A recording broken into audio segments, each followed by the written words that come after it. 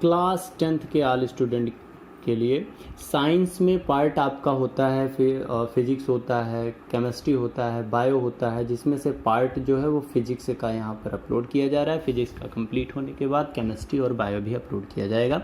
तो जैसा कि झाम बाबा AIIT चैनल पर यूट्यूब पे जाके सभी लोग सब्सक्राइब कर लें और चैनल को लाइक शेयर कर लें, और सभी जो भी और स्टूडेंट नहीं जानते उनको खुद सूचना दें, या नहीं तो मैं अमरजीत सर आपको ये 10th क्लास का साइंस पार्ट पढ़ा रहा हूँ। और यहाँ पर आप ध्यान देंगे कि अगर कोई भी प्रॉब्लम इस चैप्टर या किसी तरीके से और दूसरे तरीके से दूसरा पॉइंट आप पढ़ना चाहते हैं तो प्लीज़ उसको कमेंट करें, या आप कॉल कर सकते हैं 9936351437 पर। ठीक है, सभी स्टूडेंट के लिए है ये। अगर कुछ ऐसे बच्चे हैं जो 9th क्लास में हैं, उन बच्चों को भी मैं बताना चाहूँगा कि 8th प्रमोट हो गया है, अर्थात वो भी अपनी पढ़ाई स्टार्ट कर सकते हैं, और वो लोग भी इस नंबर से कॉल करके और उनका भी वीडियो जिससे अपलोड होने लगे ऐसा वो जो है संपर्क करें। ठीक है, तो आइए देखते हैं आज हम लोग जो टॉपिक है हमारा वो क्या है। आज की टॉपिक है दर्पण की वक्रता, त्रिज्या तथा फोकस दूरी में। इसके पहले जो वीडियो अपलोड किया है उसमें मेरे इसी चैनल पर 12th का 10th का 11th का 9th का सबका है, लेकिन उसमें से जो क्लास 10th के हैं वो 10th का देख सकते हैं, 12th वाले अपना देख सकते हैं, अदरवाइज जो भी जिसका टॉपिक है वो उस तरीके से देख सकता है। तो आज जैसा कि मैंने टॉपिक चॉइस किया है वो टॉपिक है आपका दर्पण की वक्रता, त्रिज्या तथा फोकस दूरी में संबंध। क्या है? दर्पण की वक्रता, त्रिज्या तथा फोकस दूरी में संबंध। ठीक है ना, फोकस दूरी में संबंध, ये आपका टॉपिक है। जैसा कि आप जानते हैं कि जो दर्पण की वक्रता त्रिज्या है ये क्या हो जाएगा आपका? रिलेशन बिटवीन रेडियस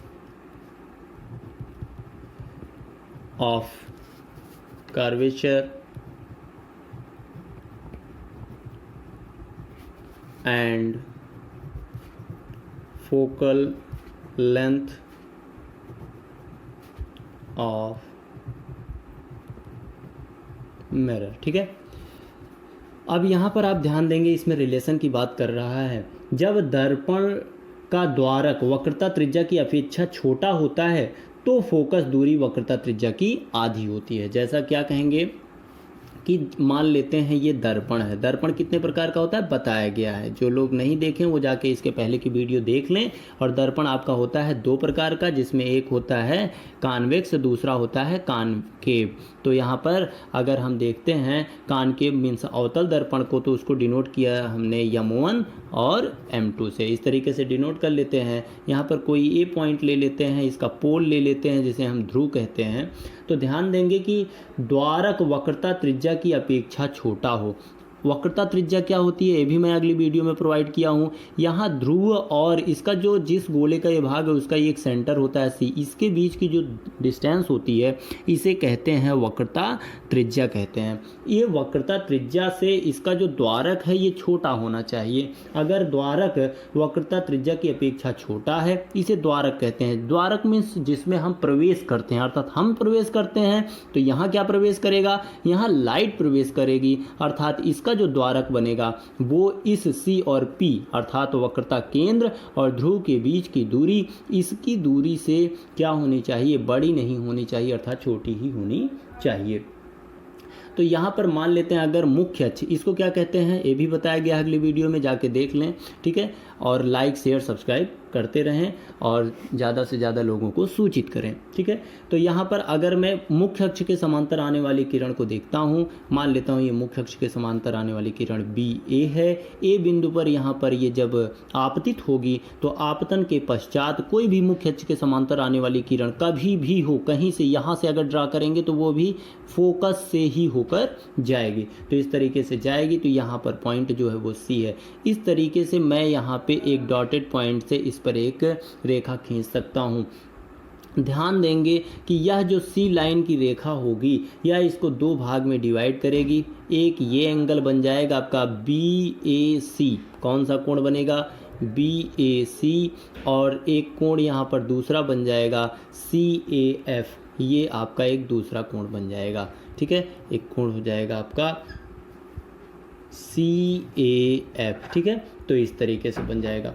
अगर मैं इस अवतल दर्पण की कंडीशन में ये देखता हूँ तो फोकस दूरी वक्रता त्रिज्या की आधी होती है, तो उस तरीके से हो जाएगा F = R/2। ये जो फोकस दूरी कौन सा, ये टोटल जो डिस्टेंस है, ये टोटल डिस्टेंस जो है उसको हम कहते हैं वक्रता त्रिज्या कहते हैं, वक्रता त्रिज्या कहते हैं। और इसी का अगर हम हाफ कर दें, इस डिस्टेंस का हाफ कर दें, तो ये होती है हमारी फोकस, अर्थात फोकस दूरी वक्रता त्रिज्या की आधी होती है। इस तरीके से इसको हम सॉल्व कर सकते हैं। यहाँ ट्रायंगल के द्वारा भी हम इसको निकाल सकते हैं, जैसा कि एग्जाम में नहीं पूछा जाता है। इसी तरीके से आप इसको याद रखेंगे, अगले वीडियो में उसको भी प्रोवाइड कर दिया जाएगा। ठीक है, तो थैंक यू। अवतल दर्पण के लिए ये फोकस दूरी निकल कर आई है, लेकिन यहाँ पर विशेष ध्यान देंगे कि चाहे वह उत्तल दर्पण भी हो, अर्थात कॉन्वेक्स भी हो, तो उसके लिए भी यही सेम ट्रिक आप अप्लाई करेंगे और वहाँ पर भी फोकस दूरी F = R/2 ही होता है और उसमें कोई परिवर्तन नहीं होता है, लेकिन उसका फिगर चेंज होता है। जैसा देखिए मैं बना दे रहा हूँ यहाँ पर आपका जो वक्रता केंद्र वो यहाँ चला आएगा इस साइड, और यहाँ पर ध्रुव रहेगा, और इस तरीके से जो मुख्य अक्ष के समांतर आने वाली किरण है वो क्या हो जाएगी, अवतल दर्पण में क्या होके बाहर परावर्तित हो जाती है। तो इस तरीके से हम यहाँ पर C से फिर से एक नॉर्मल खींचेंगे, तो NC ये नॉर्मल बनेगा, और इसके द्वारा यहाँ पर जो एंगल बनेगा वो ये कोण और ये कोण ड्रा होगा। तो इसको जब पीछे बढ़ाते हैं तो ये जहाँ पर काटता है वहाँ पर हमारी बनती है फोकस बनता है। तो ये है उत्तल की कंडीशन में, और यहाँ पर जो हमने निकाला ये अवतल की कंडीशन में है, लेकिन यहाँ पर दोनों की कंडीशन में जो C का हाफ होता है वही F होता है, अर्थात C का हाफ अर्थात वक्रता त्रिज्या मीन्स स्मॉल r/2, इसको डिनोट किया जाता है। बहुत ही इंपॉर्टेंट फार्मूला है, एग्जाम में इस पे क्वेश्चन जरूर आते हैं, तो सभी लोग इसको देख लें और इस पे क्वेश्चन मैं अगले वीडियो में करवाऊँ।